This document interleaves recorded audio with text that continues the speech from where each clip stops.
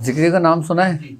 بلوچستان میں یہ ہے بہت زیادہ ہے فرقہ یہ. بلوچستان میں جو یہ شہر تربت ہے، ہاں، اس کی ہسٹری پتہ ہے کیا ہے؟ نہیں پتہ اس کی ہسٹری، اور یہ کہاں سے چلا تھا، اور یہ کس طرح گروہ کام کرتا تھا یہ، اور کس طرح یہ گمراہی کے راستے پہ چلے. اگر ہم آج سے تقریباً 300 سال پیچھے چلے جاتے ہیں تو پنجاب کا ایک شخص تھا، اس کا نام تھا عبدالحمید. وہ یہاں سے ہجرت کر کے بلوچستان گیا تھا، اس نے تربت کو اپنا مسکن بنایا تھا. اچھا، بیسیکلی وہ ذکر کرتا تھا، ٹھیک ہے، اور جب وہ کام کیا کرتا تھا نا تو کام وہ دوسرے طریقے سے کرتا تھا. یعنی کہ جو ظاہری اس کے حالات تھے نا، ظاہری جو اس کے معاملات اس نے رکھے ہوئے تھے وہ ذکر و اذکار کے رکھے ہوئے تھے، لیکن باطنی طور پہ جو وہ کام کیا کرتا تھا وہ جادو کے ذریعے کیا کرتا تھا. تو اس کے تربت کے اندر تقریباً ہزاروں کی تعداد میں شاگرد ہو گئے تھے. اچھا، اس کی ایک تاثیر یہ تھی کہ یہ جو نا ذکر جاری کر دیا کرتا تھا. اچھا، ذکر جاری یہ کرتا تھا، ایک دیوی ہے جس کا نام ہے امری. کون سی دیوی؟ امری. اس کے ذریعے کرتا تھا یہ کام. اچھا، امری دیوی جو ہوتی ہے نا اس کا اثر ہی انسان کے قلب پر ہوتا ہے، کیونکہ وہ سب سے پہلے انسان کے قلب کے اوپر اثر انداز ہوتی ہے. اچھا، اس دیوی جو امری ہے نا اس کے دو روپ ہیں. ایک اس کا وہ روپ ہے جو اس کو شیطانیت کی طرف لے جاتی ہے، جیسے استدراج انسان کو حاصل ہوتا ہے، اور ایک اس کا وہ روپ ہے جو ایک جگہ قائم مقام ہو جاتا ہے، یعنی کہ نہ وہ آگے بڑھتا ہے نہ وہ پیچھے ہٹتا ہے، وہ اس کو اپنا مسکن بنا لیتی ہے. ٹھیک ہے، تو یہ جو عبدالحمید صاحب تھے نا یہ اس کے بہت بڑے عامل گزرے ہیں، دیوی امری کے. اچھا، یہ کرتا یہ تھا کہ جب یہ کسی کو کوئی ذکر تعلیم کرتا تھا نا تو یہ اس کے اوپر اس کو سوار کر دیا کرتا تھا. اچھا، جب انسان ذکر کے اندر بیٹھتا ہے نا، جب اس کو کوئی ذکر ملتا تھا پھر یہ اپنی توجہ کے ذریعے اس شخص کے اندر اس کو منتقل کرتا تھا، تو اس کے اندر ایک کیفیت پیدا ہونے لگتی تھی. تو وہ یہ سمجھتا تھا کہ میرا ذکر چل رہا ہے، میرا ذکر سٹارٹ ہو گیا، میرا قلب سٹارٹ ہو گیا. جبکہ وہ کون سی قوتیں تھیں؟ وہ استدراجی قوتیں تھیں. اس کے ذریعے اس کا حلقہ بڑھتا چلا گیا. اچھا، جب یہ حلقہ بڑھا تو اس کے بھی دو گروہ بن گئے. ایک گروہ وہ کہ جس نے بالکل ہی سب کچھ ترک کر دیا، نماز، روزہ، کلمہ، ہر چیز ختم کر دیا، وہ صرف ذکر میں لگے. وہ کہتا ہے کہ ذکر ہی سب کچھ ہے، باقی نماز، روزہ یہ کچھ بھی نہیں ہے، ان کی نظر میں ان کی کوئی اہمیت نہیں ہے. ایک گروہ اس طرف چلا گیا، اور ایک گروہ دونوں کو ساتھ اپنے لے کے چلا. اچھا، جو دونوں کو اپنے ساتھ لے کے چلا وہ پھر ایک وقت میں آ کے کہیں نہ کہیں اللہ نے ان کو ہدایت دے دی. لیکن جو لوگ بالکل ہی اس سے منحرف ہو گئے وہ لوگ پھر جادو کی سمت چلے گئے. اچھا، یہ بہت تیزی سے پھیلا. اچھا، اس کی ایک سب سے بڑی شاگرد تھی، وہ ایک عورت تھی. آج بھی اس کا وہ ان لوگوں نے مزار بنایا ہوا ہے، اور باقاعدہ یہ لوگ ذکری جب اس کو دیوی جو امری ہے اس کو حاضری کرتے ہیں نا، اس کی جب دعوت دیتے ہیں، اس کو بلاتے ہیں، تو باقاعدہ یہ لوگ اس کی جو قبر ہوتی ہے نا اس کا یہ لوگ برہنہ ہو کے طواف کرتے ہیں. تو اس کی قوت شیطانیت کی یہ انتہا ہوتی ہے کہ اگر یہ کسی کے اوپر یہ بٹھا دے امری کو تو اس کا اتارنا بہت مشکل ہوتا ہے، ناممکن ہوتا ہے. کیونکہ اس کو وہی اتار سکتا ہے جو اس کی قسم سے جانتا ہے، اس کی وابستگی ہوگی، جو اس کے بارے میں جانتا ہو. اچھا، ذکری جادو اس وقت جو نا ہمارے پاکستان میں بھی بہت زیادہ ہے، ذکری لوگ موجود ہیں. اچھا، یہ لوگ اپنے آپ کو بڑا محفوظ رکھتے ہیں، بڑا پوشیدہ رکھیں گے یہ لوگ اپنے آپ کو. ظاہری حالت میں آپ ان کو نہیں پہچان پائیں گے. لیکن جب آپ ان کی صحبت اختیار کریں گے نا، آہستہ آہستہ آہستہ آپ کو یہ معاملات کھلتے چلے جائیں گے، کیونکہ یہ انہی شیاطین سے مدد لیتے ہیں، اور یہ بھی سلسلہ بڑھتا بڑھتا بڑھتا پھر اس کے ماننے والے لوگ بھی وہ ذکری کہلائے۔ اچھا، آج بھی کچھ لوگ ایسے ہیں جو ان چیزوں کو نہیں مانتے۔ کن چیزوں کو؟ جو روحانیت سے وابستگی ہوتی ہے۔ اب میں حضور فرماتے ہیں کہ سن 78 کی بات ہے، ایک ذکری باقاعدہ طور پہ ان سے مقابلہ کرنے آیا تھا۔ یہ بات ہے جب میں حضور کوننگی میں رہا کرتے تھے۔ آیا تو مقابلے کی نیت سے تھا، لیکن جب ہوا یہ کہ میں حضور تھے گھر کے اندر، گھر کے باہر جو نا ایک درخت تھا، وہاں پہ ایک چبوترا بنا ہوا تھا، تو میں حضور جب آتے تھے نا وہاں بیٹھ جایا کرتے تھے۔ تو وہ آیا، وہ آ کے اس پہ بیٹھا، اور بیٹھا کچھ دیر، اس کے بعد وہ بے ہوش ہو گیا۔ جب اس کو ہوش آیا، پاپا باہر تھے، پاپا کہتے ہیں کیا ہوا؟ کہہ رہا مجھے معاف کر دو۔ تو پاپا نے کہا میں نے کیا کرا ہے؟ مجھے تو یہ بھی نہیں پتا تو ہے کون۔ کہہ رہے نہیں، مجھے معاف کر دو، آپ کو سب پتہ ہے اور آپ ہی نے کیا یہ سب کچھ۔ تو کہنے لگے نہیں، تو کہتا ہے کہ ہوا یہ، میں اس ارادے سے، اس نیت سے نکلا تھا، اور باقاعدہ میں وہاں سے آیا تھا بلوچستان سے۔ وہ یہ کہتا ہے کہ جب میں تمہارے چبوترے پہ بیٹھا اور میں نے اپنی پڑھائی شروع کی، کس کو؟ اس دیوی کو بلانے کے لیے، تو میں کیا دیکھتا ہوں کہ ایک نا ملنگ آیا ہے، اس کے ہاتھ میں نا ایک چمٹا ہوتا ہے نا، چمٹا ہے اس کے ہاتھ میں، اور وہ سیاہ رنگ کا لباس پہنا ہوا ہے، اور اس نے چمٹا ایسے اٹھایا تو اس کی روشنی جو نا آسمانوں پہ جا رہی ہے، اور اس نے بالکل میرے قریب مارنے کے لیے لایا، اور میرے یہاں تک کہ میں اور وہ دیوی ہمارے یہاں تک آیا، اس کے بعد اس نے روک دیا۔ اس کے بعد وہ کہہ رہا مجھے ہوش نہیں تھا پھر۔ خیر میں نے بولا بھائی یہ تیرا وہم ہوگا، تیرا گمان ہوگا، کہ چھوڑ تب تو اپنے گھر جا۔ کہہ رہا نہیں، اب میں توبہ کرنا چاہتا ہوں۔ تو میں نے کہا اچھی بات ہی کوئی نہیں ہے، لا ہاتھ دے اپنا۔ پاپا نے پھر اس کو توبہ کرائی۔ اچھا میں نے پوچھا، میں نے کہا یہ کون تھے بزرگ؟ یہ کسی پڑھائی کی روحانیت تو نہیں تھی؟ تو میاں حضور فرماتے ہیں کہ یہ ہمارے خاندان کے، جو ہمارے نسبی خاندان ہیں، ہمارے ایک بزرگ گزرے، ان کا نام تھا کڑے خان۔ کڑے خان یہ ہمارے دادا کے پردادا تھے۔ اچھا ہمارا جو شجرہ ہے نا، ہمارا جو سلسلہ ہے وہ ہندوستان سے ہے۔ اچھا روشن بیگ، کڑے خان اور دودے خان، یہ 3 بھائی تھے۔ اچھا روشن بیگ جو ہے نا، ان کا آج بھی انڈیا کے اندر فتح پور ٹھیکری میں مزار ہے،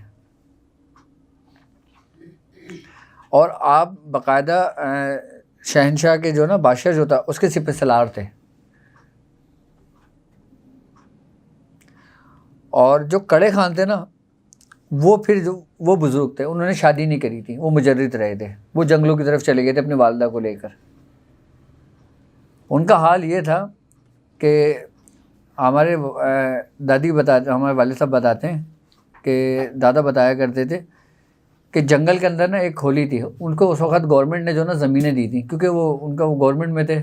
ہمارے جو دادا روشن بیگ تھے جن کا انتقال ہوا تھا، شہید ہوئے تھے وہ، تو ان کو گورنمنٹ نے جو نا باقاعدہ زمینیں دی تھیں، تو جنگل کی زمین ان کے حصے میں آئی تھی، تو انہوں نے کھولی ڈال کے نا وہاں رہنے شروع کر دیا تھا۔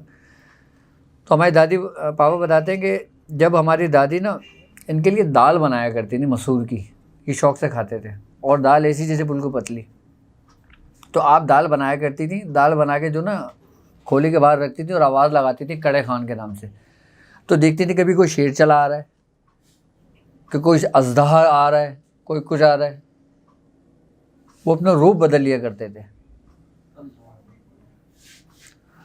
اور میاں حضور فرماتے ہیں کہ وہ اپنی وفات کے بعد 70 سال تک بنفس و نفیس اپنے گھر میں آتے رہے. تو ان کی ہمارے خاندان کو دعا ہے ہماری نسل کو کہ اگر کوئی تکلیف کوئی پریشانی یا کوئی ایسے معاملات ہوں تو ان کے نیاز دی جائے.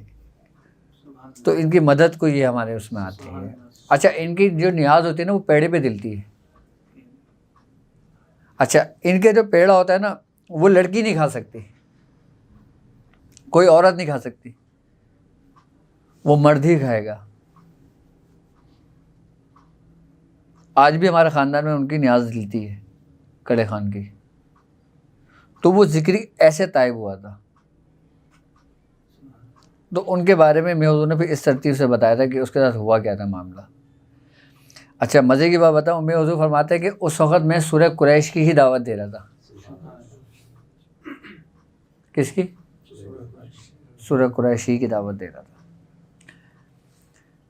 ہمارے سلسلے میں سورہ قریش تقریباً اکثر بزرگوں نے کی ہے. میں حضور فرماتے ہیں میں نے کم سے کم 50 لاکھ سے زیادہ پڑھی ہوگی سورہ قریش. 50 لاکھ سے زیادہ پڑھی ہوگی سورہ قریش. اور میں حضور فرماتے ہیں کہ 50 لاکھ سے زیادہ انہوں نے سورہ قریش پڑھی. اور ہمارے جو دادا تھے نا خواجہ منظور حسین شاہ صاحب, وہ بھی سورہ قریش کے بہت بڑے عامل گزرے ہیں. اچھا سورہ قریش کی جو ہمیں اجازتیں آئی ہیں نا, سب سے بڑا خاندان جو ہے نا وہ نقش بندیہ خاندان ہے. ہمارے پاس نقش بندی خاندان سے شیخ عبدالحی شاہ صاحب سے اس کی اجازت آئی ہے, جو ان کو حضرت امداد اللہ مہاجر مکی نے دی تھی. اہل دیوبند کے اندر جو نا سب سے زیادہ سورہ قریش پڑھی جاتی ہے. دیوبندیوں میں سب سے زیادہ سورہ قریش پڑھی جائے گی. وہ لوگ باقاعدہ فارغ و تحصیل ہونے کے بعد سورہ قریش کا چلہ کرواتے ہیں. ہاں سب سے زیادہ سورہ قریش دیوبندی میں پڑھی جاتی ہے, کیونکہ یہ اس کی اصل حقیقت کو جانتے ہیں, سمجھتے ہیں. اور آپ دیکھ لو سب سے زیادہ فراوانی کہاں پر ہے؟ اہل دیوبند کے مدرسے میں. وہ لوگ کوئی چندہ نہیں مانگتے, وہ لوگ کوئی لاؤڈ اسپیکر پہ نہیں مانگتے, وہ لوگ کچھ نہیں بولتے کہ یہ زیر تعمیر ہے یا وہ زیر تعمیر ہے. لوگ خود آ کے دیتے ہیں. وہ سورہ قریش کی برکت ہے. میں حضور نے بڑا چاہا کہ سورہ قریش لوگ کریں, لیکن کوئی کسی میں لگ گیا, کوئی کسی میں لگ گیا, کوئی کسی میں لگ گیا. سورہ قریش کو اگر دیکھیں نا تو لوگ سورہ قریش کو بھی سمجھے نہیں ہیں. میں نے بتایا تھا نا کہ اس کا سورہ قریش میں یہ سمجھ لو کہ اللہ رب العزت نے تمہارا احسار خود کر دیا کہ لیلاف قریش ایلافہم رحلۃ الشتاء والصیف, کہ ہم نے انہیں میل دیا یعنی محبت دی, اور سردی اور گرمی دونوں سے محفوظ کر دیا. اب سردی اور گرمی دونوں سے بھی محفوظ ہو رہے ہیں. گرمی سے مراد تمام شیاطین, تمام جنات, تمام جادو, تمام ہر وہ چیز آ گئی جو حرارت اور حدت رکھتی ہے. اور سردی سے محفوظ کی جو بات ہے وہ تمام وائرس, جراثیم, بیکٹیریاز, بیماریاں, یہ سب کچھ آ گئی. یہاں دیکھیے سورہ قریش پڑھنے والا ہر قسم کے وائرس اور وباؤں سے بھی محفوظ رہے گا. آپ لوگوں کو ڈر ہے نا کہ یار یہ ویکسینیشن آ رہی ہے یا یہ ویکسین لائے گی تو یہ نقصان دے گا, تو یہ ہوگا وہ ہوگا, کچھ نہیں ہوگا. آپ سورہ قریش کو پکڑ کے رکھیں تھامے. بیماری آپ کے جسم کے اندر داخل بھی ہوگی تو اپنا اثر نہیں رکھے گی, کیونکہ اس کو اللہ نے محفوظ کیا ہے. سورہ قریش کو اگر آپ دیکھو نا تو سورہ قریش کے تقریباً 70 حروف بنتے ہیں. کتنے؟ 70 حروف بنتے ہیں. اور ان 70 حروفوں کے اندر تقریباً 70 سردار ہیں اس کے جو موکلان ہیں.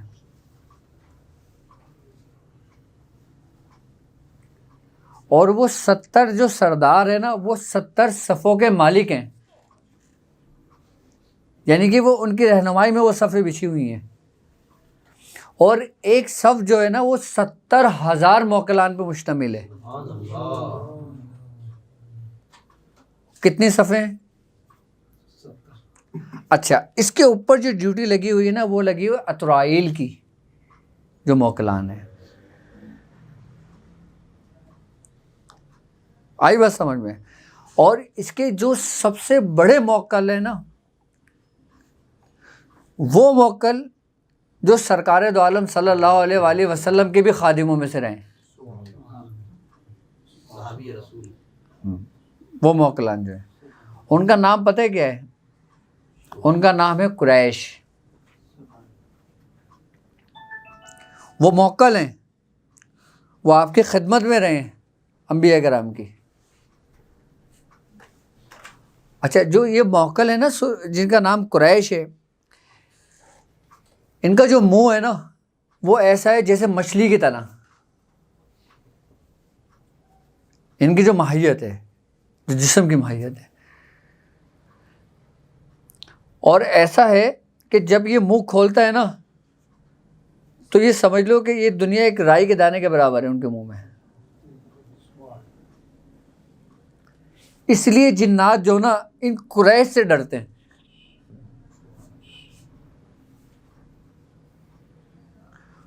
اور یہی وہ موکل ہیں سورہ قریش کے جن کے ہاتھ میں چاروں عناصر کی تسخیر اللہ رب العزت نے دی ہے، کہ جو سورہ قریش میں رکھی گئی ہے. اور ان 70,000 صفحے جو ہے نا، ان 70,000 صفحے جو بچھی ہوئی ہیں، اس کے ایک کے پیچھے 70,000 کا ایک لشکر ہے. کس کا؟ جس کے سرخ جنات ہیں.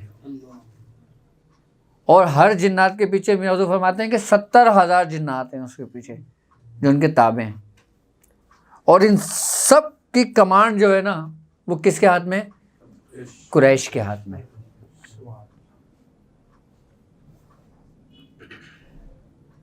سورہ قریش کو لوگ سمجھے نہیں ہیں ابھی اس کی حقیقت. سورہ قریش کے موکلان کی اگر ایک دفعہ آپ زندگی میں دعوت دیتے ہو نا تو آپ کی 7 پشتوں کے کام آتی ہے. وہ صرف ایک بندہ ریاضت کرتا ہے تو اس کی 7 پشتیں بیٹھ کر کھاتی ہیں. وہ کتنی پشتیں؟ 7 پشتیں اس کی بیٹھ کر کھاتی ہیں. اس کی روحانیت کو، دنیاوی تو ایک الگ بات ہے. اور سورہ قریش کے عامل کے آگے کوئی کتنا ہی بڑا ذکری جادوگر ہو، کوئی کتنا ہی بڑا شیاطین کیوں نہ ہو، وہ اس کے آگے نہیں ٹکتا.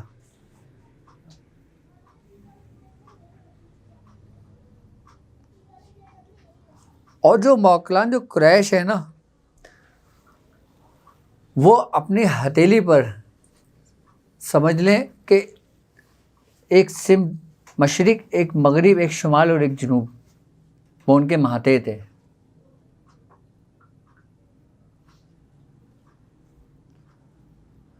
اچھا، ان کے بھی طریقے کار ہیں ان تک پہنچنے کے. ان تک پہنچنا کوئی آسان نہیں ہے. ہمارے سلسلے کے ایک بزرگ ہیں، ان کا نام ہے حضرت شیخ عبد الرزاق بانسوی رحمۃ اللہ علیہ.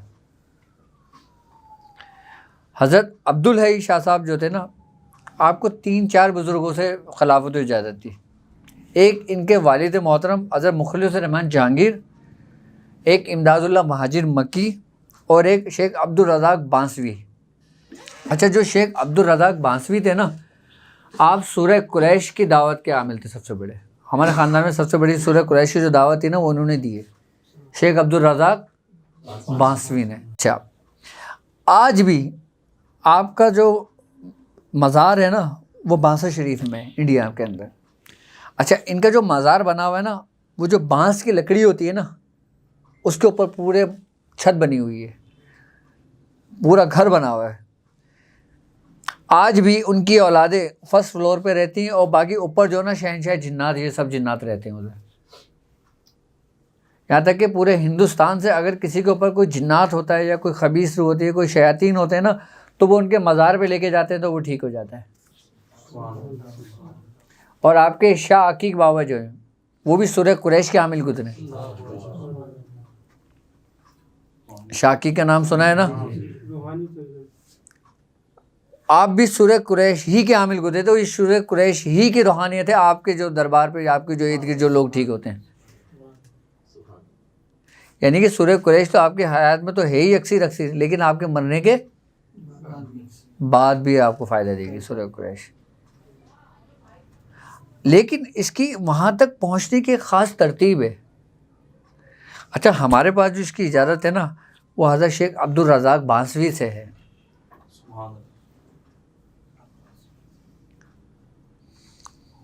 بہت بڑی اس کی اجازت ہے. اور سورہ قریش کے بارے میں آپ کو ایک بات بتاؤں. ابھی اب تک الحمدللہ سورہ قریش ہمارے تقریباً ہزاروں کی تعداد میں لوگ پڑھ رہے ہیں.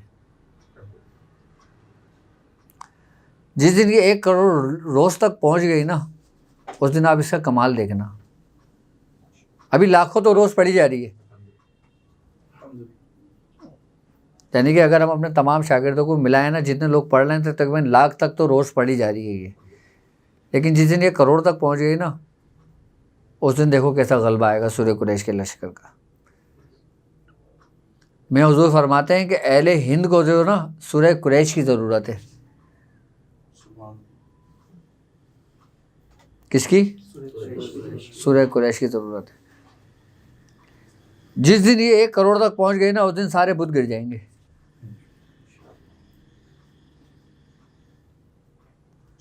سورہ قریش ایسی چیز ہے.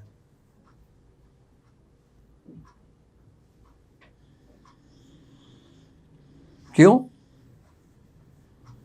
کیونکہ سورہ قریش سب سے پہلی بات یہ ہے کہ اس میں یہ خاص بات ہے کہ اللہ تعالیٰ کہتا ہے نا کہ اور ہم نے انہیں محبت دی، یعنی کہ لیلاف قریشن. اچھا اب یہی سورہ قریش آپ کے حب کے عمل میں بھی کام آ سکتی ہے. یعنی کہ آپ اس سے حب کے کام بھی کر سکتے ہیں، محبت کے کام میں بھی آ سکتی ہے. یہ نہیں کہ آپ نے حب کا الگ عمل کرنا ہے، جلانے کے لیے الگ عمل کرنا ہے، بجھانے کے لیے الگ عمل کرنا ہے، اس کے لیے الگ عمل کرنا ہے. نہیں، یہ ایک ہی عمل ایسا ہے کہ اس سے آپ کے سارے کام کمپلیٹ ہو رہے ہیں. یہ محبت اور حب کی تفسیر کے لیے بھی بہترین ہے سورہ قریش. جو لوگ سورہ قریش کا یہ عمل کر لیں نا، کیا 1111 مرتبہ روز کا، اس کی میں ایک خاص ترتیب کے ساتھ لے کے چل رہا ہوں، اسٹیپ بائی اسٹیپ. ہمیں کوئی اتنی جلدی تو ہے نہیں. جب ہم اس کی ایک خاص ترتیب کے ساتھ 1111 مرتبہ کر لیں گے نا، حب کے لیے آپ نے صرف الائچی دم کر کے دینا ہے. آپ جس کو الائچی کھلاؤ گے نا آپس میں محبت پیدا ہو جائے گی میاں بیوی میں. اور جو اولاد نافرمان ہیں ان کو سورہ قریش پڑھ کے دم کر کے ان کو کھلائیں الائچی، اولاد فرما بردار ہو جائے گی. لیکن اس کی روحانیت کے لیے جو نا، اس کی روحانیت کے ساتھ ساتھ ایک بڑے کمال کی بات یہ ہے کہ اس کو آپ نے پڑھنا ہی نہیں ہے، خالی اس کو سمجھنا بھی ہے.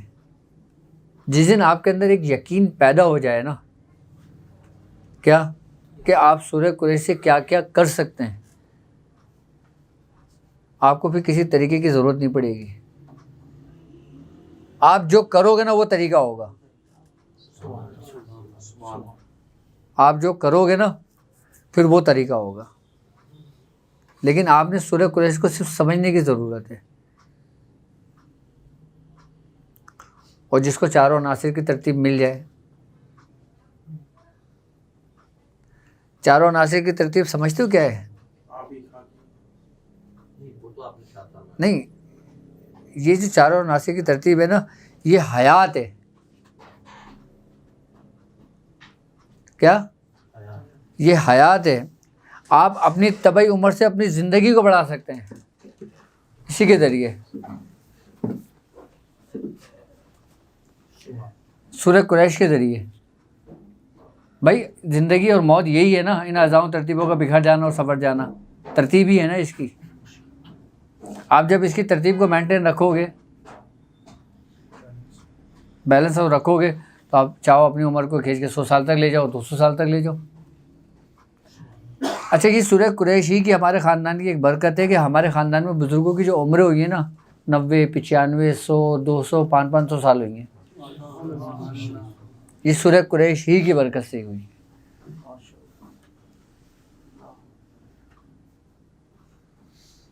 اچھا سورہ قریش کے ذریعے جو نا جب آپ اس کا عمل کرتے ہیں، ایک خاص توجہ ایک خاص فوکس کے ساتھ ہی کرنے ہیں نا، اس میں ایک خاص کیفیت آپ کے اندر پیدا ہوگی.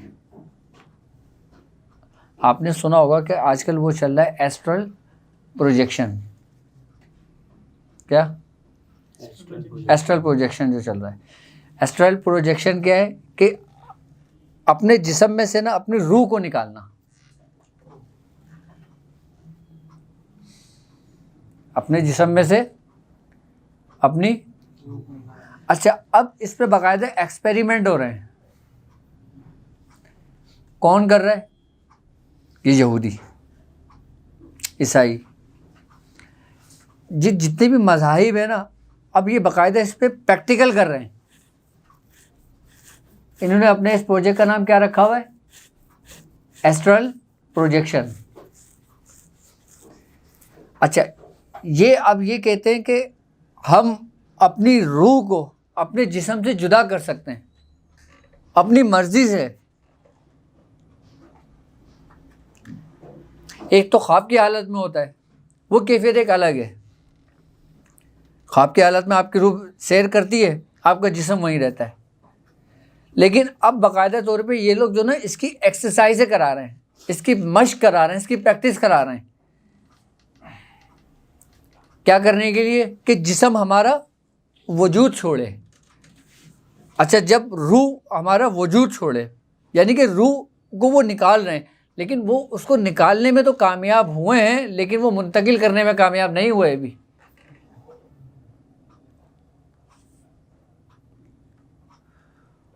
وہ ہمارے ہی طور طریقے پہ اپنا کام کر رہے ہیں. یعنی کہ ہم نے اپنا راستہ چھوڑ دیا اور انہوں نے ہمارا راستہ اپنا لیا. جس میں آپ نے سنا ہوگا نا، جس میں امثالی جو ہے. اب اس پروجیکٹ کے اوپر باقاعدہ یہ لوگ کام کر رہے ہیں.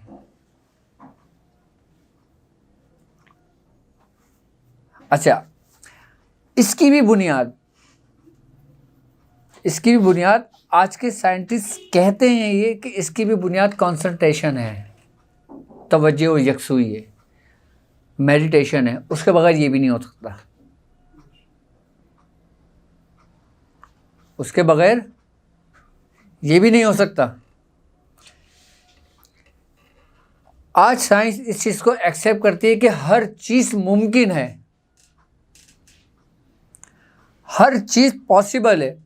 جو ہم نے اپنے بزرگوں کے واقعات پڑھے ہیں، جو ہمیں کتابوں میں دیکھے ہیں، جو ہم نے قرآن پاک کے ترجمے کے اندر پڑھا ہے، سب کچھ وہ سب کچھ ممکن ہے. ممکن کیسے ہے؟ کہ صرف اور صرف آپ کی توجہ سے، آپ کی یکسوئی سے. اس کے بغیر آپ دنیا کا کوئی کام نہیں کر سکتے. جس طریقے سے میں کہتا ہوں نا آپ لوگوں سے کہ روحانیت کی بنیاد کیا ہے؟ توجہ، یکسوئی. اور اسی ہی پر ہم لوگ محنت کر رہے ہیں. اسی پہ ہم نہیں کر رہے، دنیا کے ہر مذاہب میں اس کی محنت اور ریاضت ہو رہی ہے. اور اس وقت سب سے آگے جو نکلے ہوئے لوگ ہیں نا، وہ مہاتما گوتم بدھ کے پیروکاروں میں سے ہیں. میں آپ کو صحیح بتا رہا ہوں. آج کل کے جو لوگ ریاضت اور جو محنت کر رہے ہیں نا، جب وہ بڑھتے ہیں نا تو 2 قدم ان کو اپنے آگے پاتے ہیں.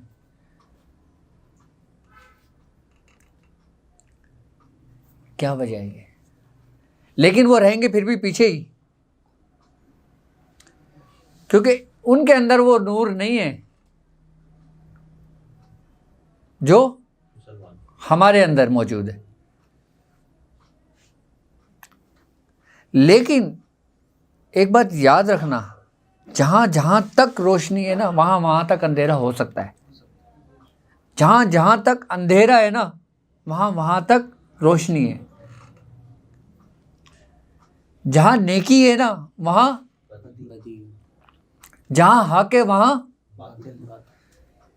اللہ رب العزت نے ان دونوں چیزوں کو ساتھ ساتھ رکھا ہے. لیکن ایک اپنی استدراجی قوتوں سے اس مقام پر پہنچ رہا ہے، اور ایک لیکن روحانی قوت والا ہمیشہ ایک قدم آگے ہی ہوگا. لیکن میں ظاہری حالات کی اگر بات کروں نا، اس چیز کے اوپر سب سے زیادہ ریاضت اور سب سے زیادہ محنت جو لوگ کرتے ہیں نا، وہ کون کرتے ہیں؟ بدھسٹ جو ہوتے ہیں، مہاتما گوتم بدھ کے جو پیروکار ہوتے ہیں، یہ لوگ اپنے بچوں کی جو تربیت کرتے ہیں نا، تقریباً 3 سال 4 سال کی عمر سے بچوں کی تربیت شروع کرتے ہیں اپنی۔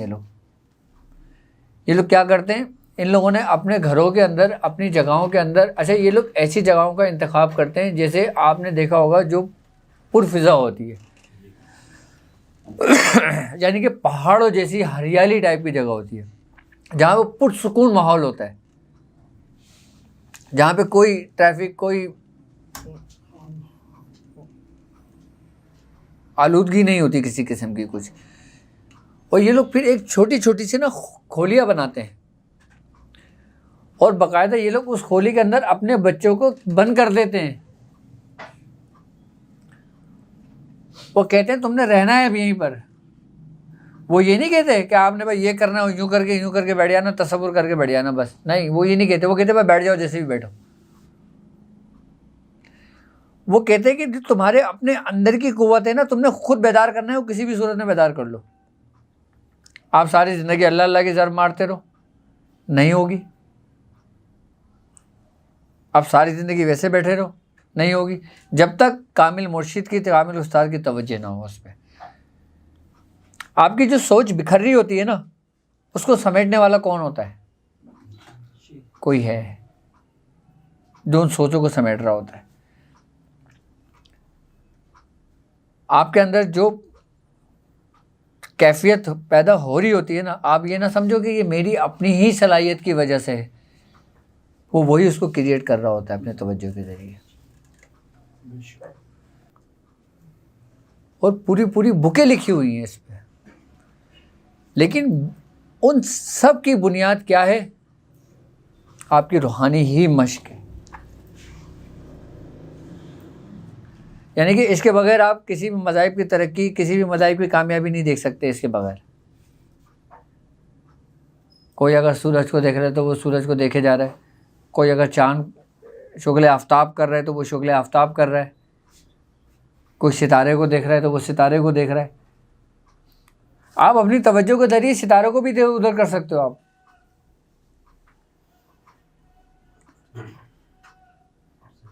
آپ پریکٹس کر رہے ہو نا، کبھی رات کو آپ کھلی چھت پہ چلے جاؤ، آپ ایسی بیٹھ جاؤ لے کے، آپ تجربہ کر کے دیکھ لو، آپ اپنے ستارے کو جو نا اپنی بالکل نظروں کے ساتھ جما لو، اور نظرے کے بعد جب جماؤ گے آپ اس کو دیکھو گے، آپ ادھر ادھر کرو گے، ادھر ادھر ہونا شروع ہو جائے گا، آپ جہاں روکو گے وہاں رکے گا۔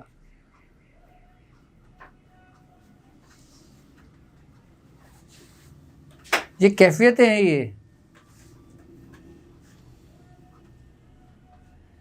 یہ سارا سب کچھ جو بنیاد ہے نا، یہ ٹوٹلی اس کی بنیاد جو نا صرف آپ کی توجہ اور آپ کی یکسوئی ہے۔ اچھا، میں یہ کہہ رہا تھا کہ ایسٹرل پروجیکشن جو ہے نا، سورہ قریش کے اندر موجود ہے پورا۔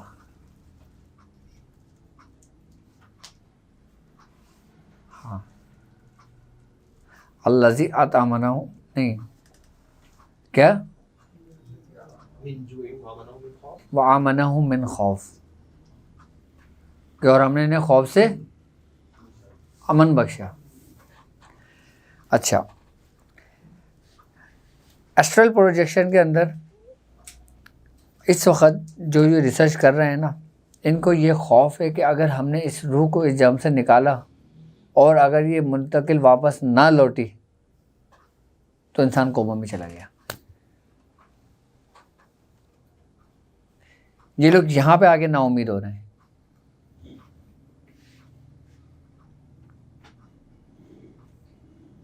کہاں پہ؟ اس سم میں آگے نا امید ہو رہے ہیں، کیونکہ واپس لوٹانے بھی ہے نا، آپ نے منتقل کرنا تھوڑی ہے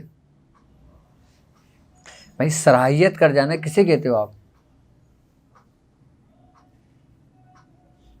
یہی ہے نا کہ منتقل ہو جائے، لیکن منتقل ہونے کا واپس بھی تو لوٹانا ہے نا۔ ایک چیز جب آپ اپنی مرضی سے نکالتے ہو تو اپنی مرضی سے ہی داخل کرو گے نا۔ ایک تو ایک خاص ترتیب اور ایک خاص زاویے اور ایک خاص اصول کے تحت نکل رہی ہے اور پھر واپس لوٹ رہی ہے، وہ ایک قدرت کا قانون ہے، ایک قانون کے تحت چل رہی ہے، اور ایک آپ اپنا قانون لگا رہے ہو بیچ میں،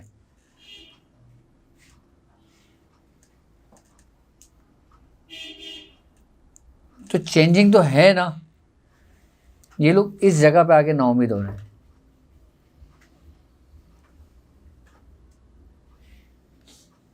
اور سورہ قریش پڑھنے والا اس چیز کے امن سے بالکل خوف اس میں آ گیا, امن میں آ گیا, خوف سے.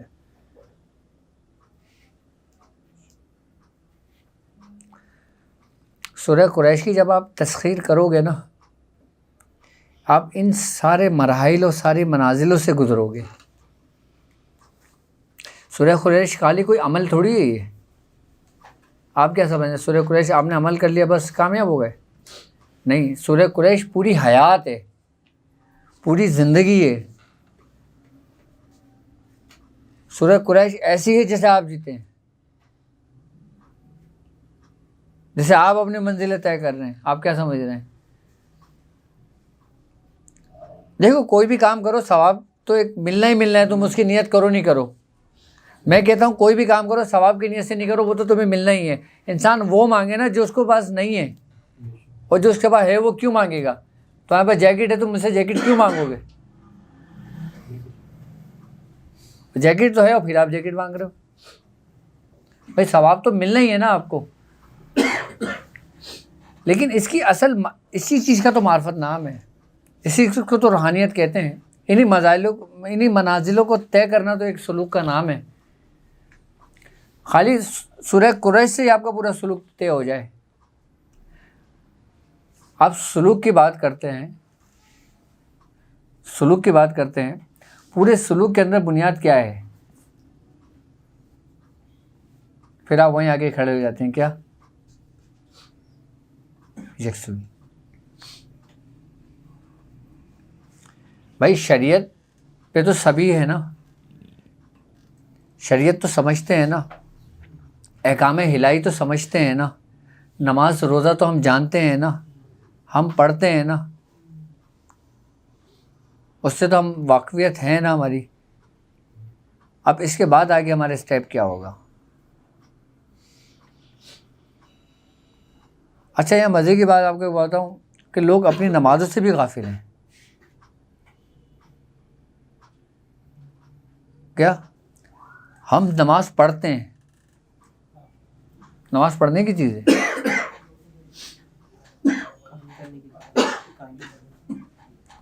پڑھنے میں اور قائم کرنے میں کتنا فرق ہے؟ اور تمہارا رب کہہ رہا ہے واقیم الصلاۃ, اور یہاں نماز پڑھ رہے ہو. کہ نماز اگر دیکھا جائے تو یہ کون سی زبان کا لفظ ہے؟ عربی کا تو نہیں ہے. نماز تو فارسی زبان کا لفظ ہے نا. عربی میں تو صلاۃ ہے, واقیم الصلاۃ ہے نا. اور صلاۃ کے اگر لغوی معنی دیکھے جائیں تو ذکر کے ہیں.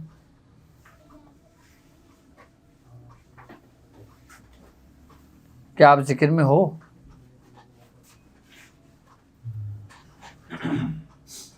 اصل چیز ربط قائم کرنا ہے نا, رابطہ ہی قائم کرنا ہے نا, پڑھنا تو نہیں ہے نا.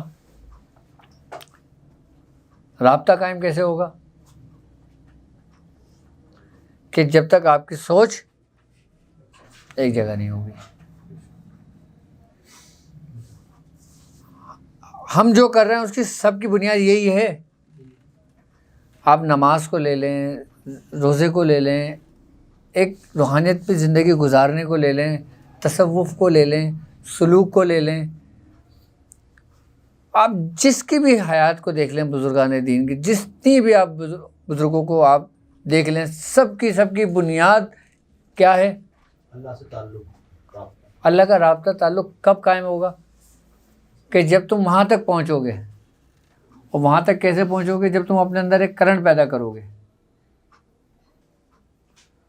ورنہ تو ہم نے ساری زندگی ضائع کر دی اپنی. یہ کمال جنات حاضر کرنا, جنات جلا لینا, جنات بجھا دینا, جنات بھگا دینا, یہ اصل زندگی تھوڑی ہے. یہ تو شغل ہے. اصل مقصد یہ نہیں ہے. کہتے ہیں کہ جب انسان ریاضت سے تھک جاتا ہے نا, تب اس کو شغل کے لیے یہ چیزیں دی جاتی ہیں کہ چلو اس کا ذہن فریش ہو جائے. ہاں، اور یہ عجائبات کی دنیا ہے. عجائبات کی دنیا میں ایک دفعہ داخل ہو گئے نا تو آپ 10 سال کے لیے فریش ہو گئے، پھر آپ دوبارہ لگ جاؤ گے اپنی ریاضت میں. لیکن مسئلہ یہ نا کہ ہم ابھی تک عجائبات کی دنیا ہی میں داخل نہیں ہوئے. رب تک تو دور کی بات ہے پہنچنا. ابھی ہم پہلی سیڑھی پہ ہی نہیں چڑھے، پہلی منزل میں داخل نہیں ہوئے ابھی ہم. اچھا، ہماری پہلی منزل اور ہر مذاہب کی آخری منزل ہے وہ.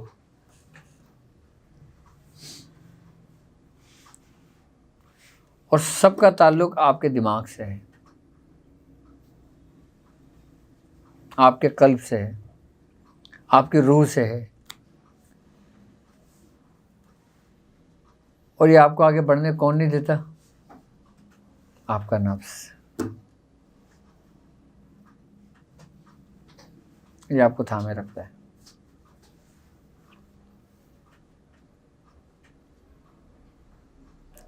حضرت ہمارا تو کانسیپٹ یہی بنا ہوا ہے نا کہ بھائی بڑے بڑے جبے پہنے ہوں گے، بڑی سی داڑھی ہوگی، ہاتھ میں تسبیح ہوگی، سامنے بڑا سا امامہ ہوگا، تو بندہ بولے گا ہاں بھائی یہ بندہ دین کی خدمت کر رہا ہے. یہ تو حلیہ ہے نا ہمارا، اور دین میں حلیہ کا کوئی تعلق نہیں ہے. لوگوں کا کانسیپٹ ہے یہ.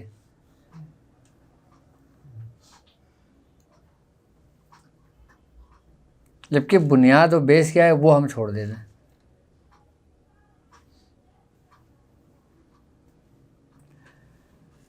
میرے پاس میاں حضور کی ایک تصویر ہے، یہ سن 1978 کی ہے. ہمارے ایک پیر بھائی تھے، ان کی شادی میں میاں حضور گئے تھے.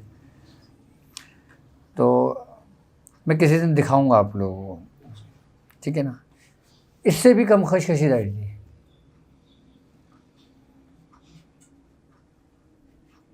اور ایسی ہی ٹوپی پہنے ہوئے. اب وہ جتنے لوگوں نے ابھی دیکھی نا وہ کہنا بھائی بھائی تو آپ کی ہے. میں نے کہا نہیں، میرے حضور کی ہے. ہاں،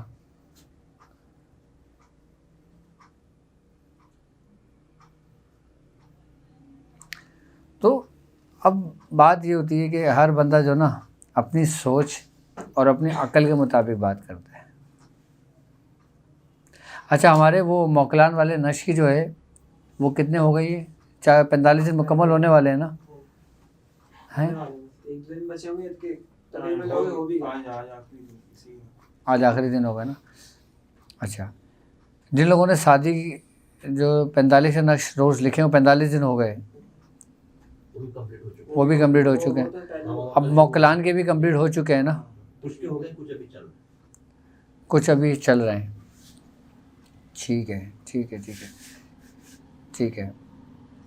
یعنی کہ یہ ہو گیا 15 کے نقش کی، ٹھیک ہے، زکوٰۃ ہو گئی. اور موکلان والے نقش کی ہو گئی. ٹھیک ہے. اب 15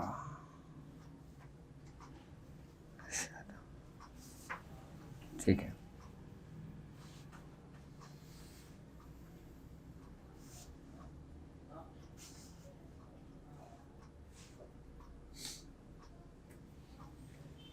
صحیح ہے. چلو میں بتاتا ہوں یہ نقشے کا.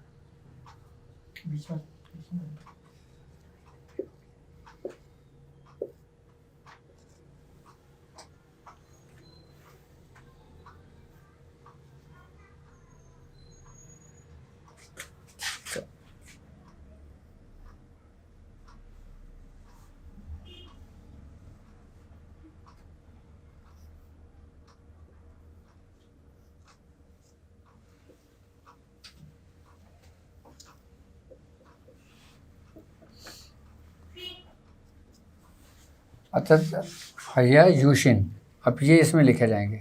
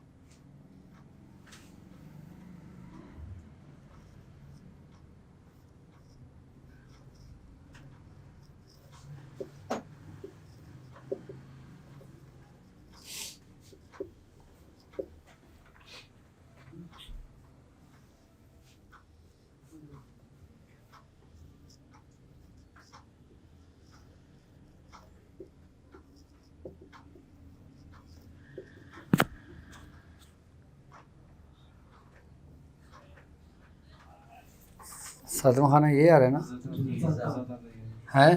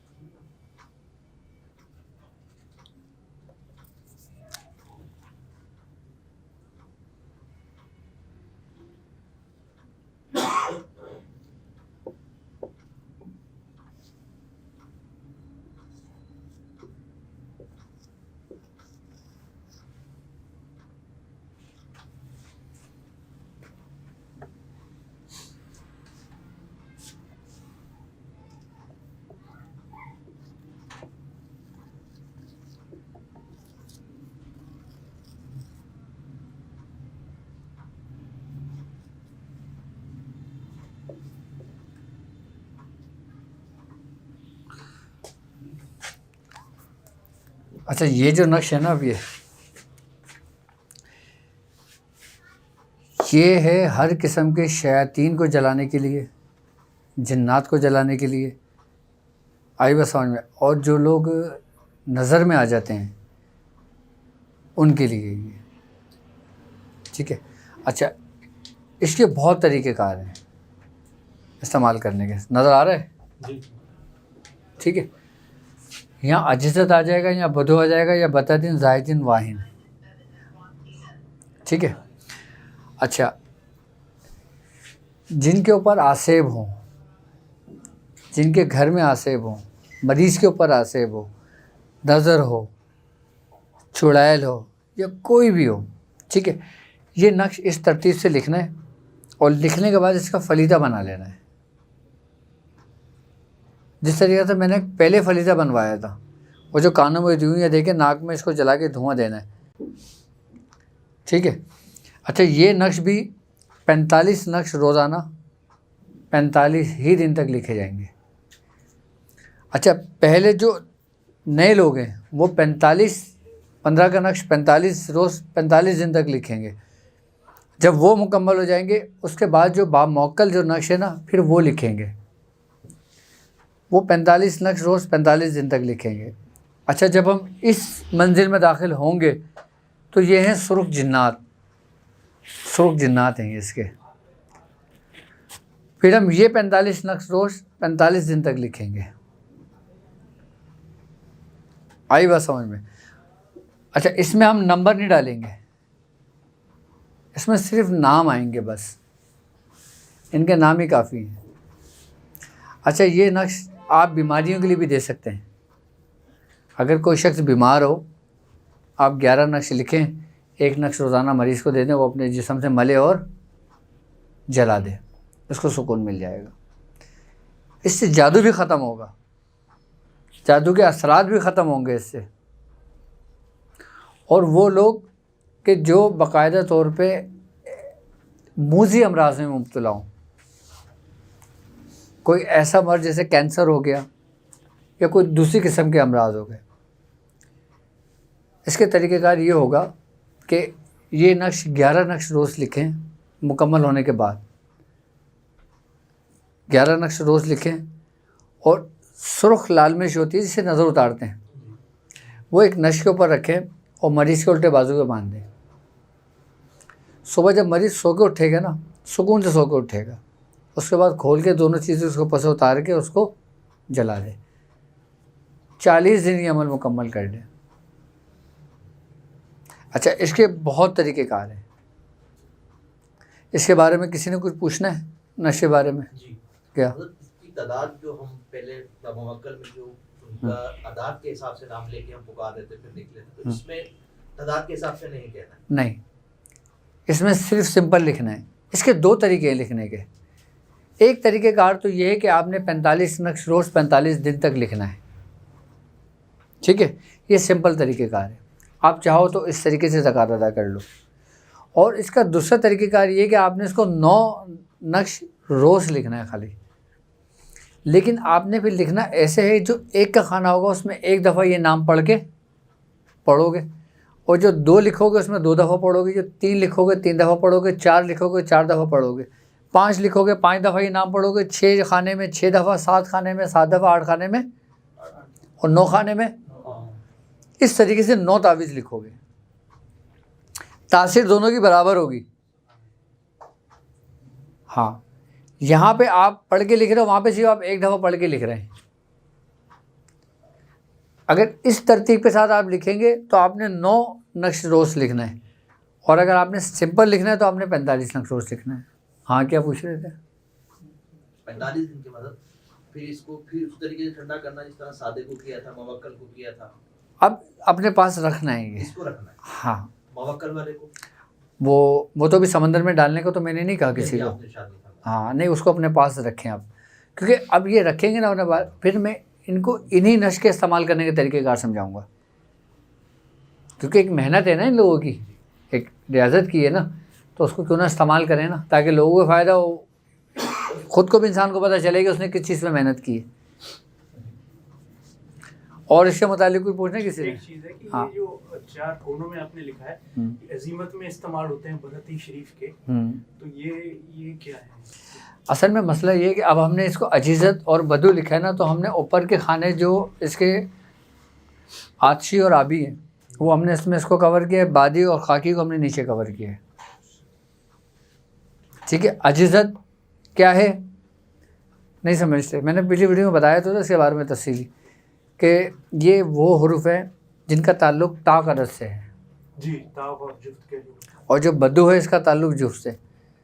تو ہم نے ان عددوں کو جوڑ لیا تو یہ ایک عبارت بن گئی, اور اس کی اپنی ایک تاثیر ہے عجیزت کی. دونوں صورت میں زکوٰۃ ادا کر سکتے ہیں, 9 بھی اور 45, جو صورت آپ کو بہتر لگے. جو آپ کو بہتر لگے, جو آپ کو جس میں آسانی ہو. اچھا 9 کا لکھو گے تو اس میں میرے خیال سے تھوڑا سا آپ کو کم ٹائم لگے گا 20 منٹ لگے. ایک نقش لکھنے میں, تو وہ زیادہ تر لوگ 45 ہی لکھیں گے. 20 منٹ نہیں لگ رہا ہے. 9 لکھنے میں 9 لکھنے سے 2 سے 3 ایک سوال, پریکٹس ہو جائے گی نا, تو پھر آرام سے لکھ لو گے. ہاں یہ نئے جو طلبہ آ رہے ہیں, ہاں, اور اگر وہ ایک ساتھ سارا کور کرنا چاہیں گے وہ نہیں کر سکتے. نہیں کر سکتے, الگ الگ ہی کریں. جو نئے طالب علم ہے نا, انہوں نے ایسا نہیں کرنا کہ وہ سب کچھ لے کے چلے اپنے ساتھ, ورنہ پھر ان کو میرے پاس لانا پڑے گا. ہاں, وہ اسٹیپ بائی اسٹیپ کریں.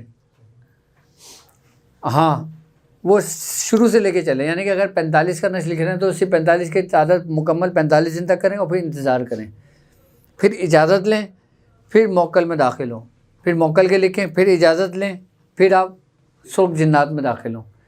سارے ایک ساتھ لے کے نہیں چلیں, کیونکہ ہر چیز کا ایک طریقہ کار ہے, اسٹیپ بائی اسٹیپ. اور کوئی بات؟ یہ ہر کھانے میں الگ الگ نام لکھے ہیں نا, جلد ہے یا ہاں, یہ ہر کھانے میں الگ الگ ہیں. یہ عدد ہے یا یوشن ہو گیا, یہ بتت ہے یا یوشن ہو گیا, یہ دتت ہے یا یوشن ہو گیا, یہ دتت ہے یا یوشن ہو گیا, یہ وتت ہے یا یوشن ہو گیا, یہ دتت ہے یا یوشن ہو گیا. ٹھیک ہے, ڈسکرپشن میں ڈال. ہاں, یہ ڈسکرپشن کے اندر باقاعدہ ڈال دیں گے اس میں. ہاں ہاں, کس ٹائم پہ لکھنا ہے اور اس کا روپ کس ٹائم. یہ ٹائم دیکھ لو, یہ رات میں لکھو تو زیادہ بہتر ہے, عشاء کے بعد. عشاء کے بعد. سمت جیسے موکلان کی جب نقش لکھ رہے ہو آپ, قبلے کی سم رکھ لو اپنے. یہ اتت حیا یوشین ہو گیا, یہ بتدین ہے, زاہدین اور واہن.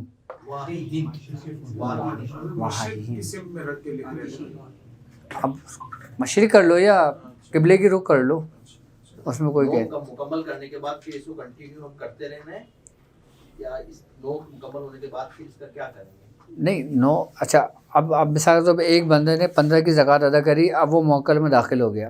اب ایسا نہیں ہے کہ وہ اس کو لکھنا چھوڑ دے گا 15 کے نش کو. سادے والے کو ہاں, رکھنا ہے ساتھ میں. اس کو اپنے ورد میں رکھنا ہے نا. ایک دفعہ رکھ لیں یا 3 دفعہ لکھ لیں. آپ جب ایک چیز سے دوسری چیز میں داخل ہوگے تو پچھلے والی کو آپ چھوڑتے نہیں دو گے نا. اس کو دن میں ہی رکھنا ہے. ہاں اس کو آپ نے اب 15 کا لکھا, ٹھیک ہے, اب مکمل ہو گیا. اب آپ نقش موکل میں باموکل میں داخل ہوئے تو آپ نے جو پیچھے نقش رکھے نا وہ صرف 1 لکھ لیں یا 3 لکھ لیں. آئی بات سمجھ میں؟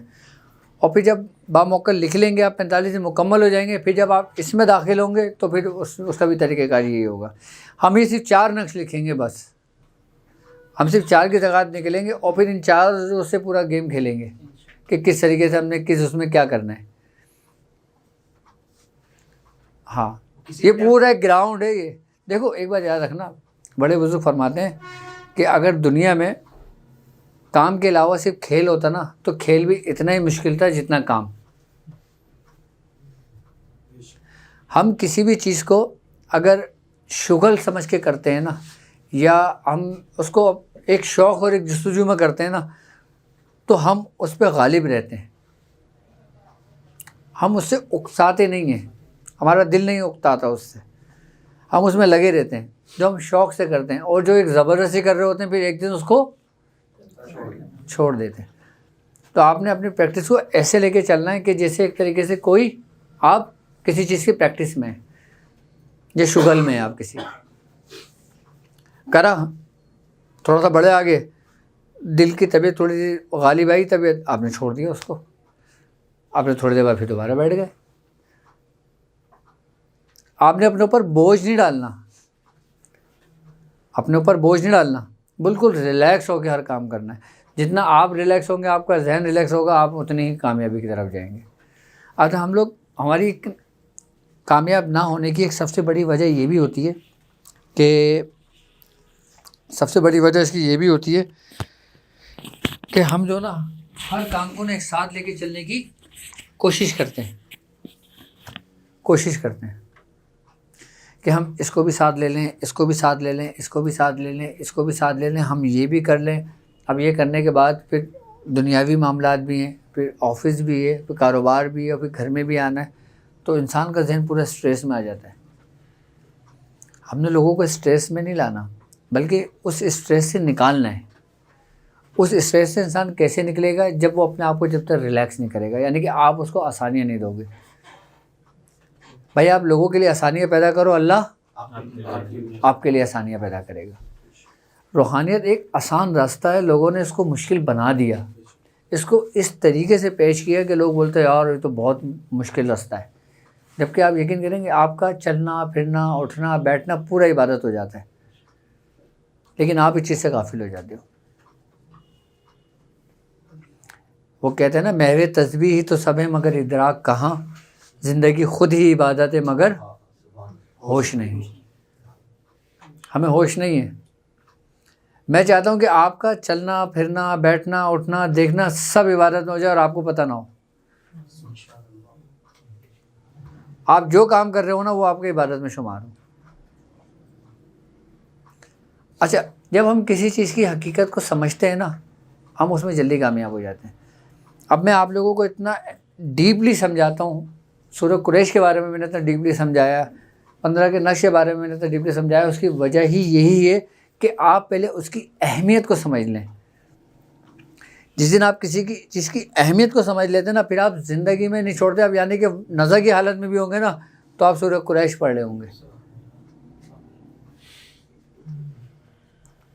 کیونکہ آپ اس کی اہمیت اور اس کی حقیقت کو جان چکے ہوتے ہیں. آپ کسی کی اہمیت اور حقیقت کو جان لو, ٹھیک ہے, آپ پھر اس سے آنکھ چرا سکتے ہو؟ نہیں چرا سکتے. لیکن آپ کسی کی اہمیت کو جانتے ہی نہیں ہو تو پھر آپ کچھ بھی کر سکتے ہو. قرآن پاک کی ہر سورت ہر آیت اپنا مقام و مرتبہ آپ ہے. ہاں, جس طریقے سے ابھی صرف اور صرف میں نے قرآن پاک میں سورہ قریش کو لیا ہے تو بھی تھوڑا سا سمجھایا ہے. اگر میں سورہ اخلاص کو لے کے آپ کو سمجھاؤں نا, اس کے بارے میں آپ بولو گے بھائی ہم سورہ اخلاص پڑھیں گے. اب ہم کیا, اب ہم کتنا پڑھنا ہے سورہ اخلاص یہ بتائیں آپ. نہیں, ہم نے ایک خاص ترتیب سے لے کے چلنا ہے. میاں حضور کی محفلیں ایسی ہوتی ہیں کہ ہر محفل میں دل کرتا ہے کہ بس یار یہ آخری نشست ہوئی ہے. اور میاں حضور نے سورہ مزمل کے بارے میں جو بتایا نا انتہا کا بتایا ہے. اب سورہ مزمل میں نہیں چھوڑوں گا. اب دوسری نشست میں میاں نے سورہ قریش کا بتا دیا. بولیں گے یار یہ کیا ہے, اب میں سورہ قریش نہیں چھوڑوں گا. اچھا وہ ہر چیز ہر ایک کے لیے نہیں ہے, میاں کی ہر محفل ہر ایک کے لیے نہیں ہے, وہ جس کے لیے ہوتی ہے اس کو مل جاتی ہے. اب میاں حضور کے مجھے سورہ قریش کے معاملے میں جو بھی الفاظ نکلیں گے آپ لوگ بولیں گے سورہ قریش, فوراً لے کے بیٹھ جائیں گے آپ لوگ, 10 گھنٹے اس کو بیٹھ کے دیکھیں گے, سمجھیں گے اس کو, کیونکہ وہ آپ کے مطلب کی چیز ہوگی. 15 کے نشر کی آپ کسی بھی کتاب میں نظر گزرے گی نا, آپ ٹھک کر کے اس کو دیکھو گے اور آپ غیر دانستہ طور پہ آپ جو نا اس کو لے کے بیٹھ جاؤ گے پڑھنے کے لیے اس کو, کہ اس کی اور کیا کیا بات ہے. آپ کسی اور کتاب کے اندر آپ کو سورہ قریش نظر آ جائے گی, اس کے بارے میں تھوڑی بہت تصویر بھی لکھو گے, آپ پوری پڑھنے بیٹھ جاؤ گے اس کو. جبکہ اس سے پہلے آپ کی یہ کیفیت نہیں تھی. کیوں؟ کیونکہ آپ اس حقیقت اور اس اہمیت کو جان گئے ہو. صرف ایک سورہ قریش میں اتنے معاملات پوشیدہ ہیں, کبھی سنے تھے؟ لیکن یہ بتانے کا مقصد اس کی اہمیت کو اجاگر کرنا تھا. ہم جس چیز کی اہمیت کو جان لیتے ہیں نا, پھر وہ زندگی میں کبھی نہیں چھوڑتے. سر یہ آپ کے مرنے کے بعد کام آئے گی,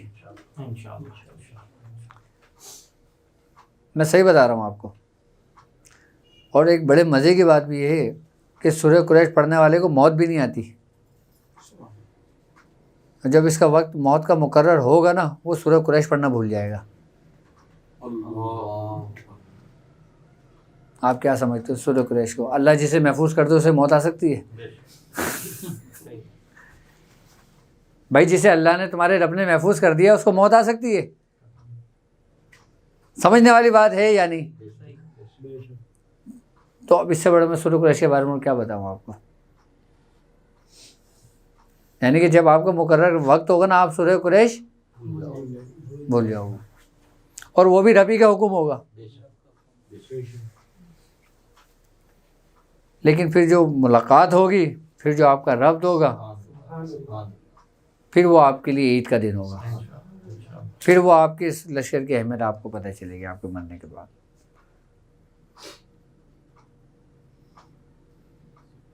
جس دن لوگ سمجھ لیا نا,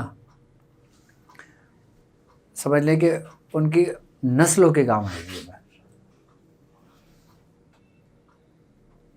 ہاں, لیکن اللہ تعالیٰ سب کو کامیابی عطا فرمائے.